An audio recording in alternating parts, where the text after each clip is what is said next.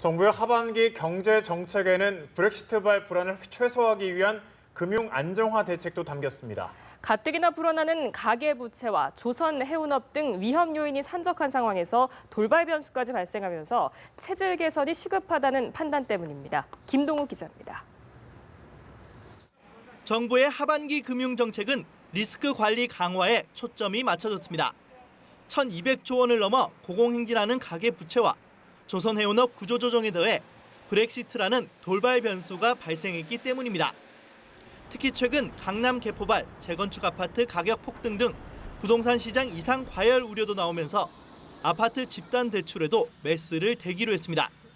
그동안 제한이 없던 주택도시보증공사의 중도금 대출 보증을 분양가격 9억 원 이하의 주택에 대해 1인당 2건 이내만 가능하게 했습니다. 이와 함께 제2금융권도 주택담보대출을 빌리자마자 바로 조금씩 갚는 분할 상환 방식을 늘리는 등 가계 부채의 질을 개선해 나간다는 계획입니다.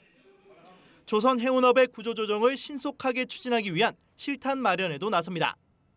1조 원의 국책은행 직접 출자와 11조 원의 자본 확충 펀드를 조성해 안전판을 마련하고 회사채 시장 불안에도 대비해 나가기로 했습니다. 브렉시트 등 대외 불확실성 확대에 따라 외환 건전성 관리를 강화해 불안 심리도 적극 차단하기로 했습니다. 이와 함께 금융의 실물 지원 기능을 강화하고 금융 소비자 편리성도 키운다는 계획입니다. 인터넷 전문은행을 출범하고 본인 명의의 계좌를 한 번에 조회할 수 있는 은행권 계좌 통합 관리 서비스를 연내 도입하는 한편 주식 외환 시장 거래 시간도 30분 연장합니다. 정부의 이런 정책들이 효과를 내기 위해서는 무엇보다 국책은행의 철저한 자구 노력과 금융기관들의 체질 개선 등이 뒷받침돼야 한다는 지적입니다. 연합뉴스 TV 김동욱입니다.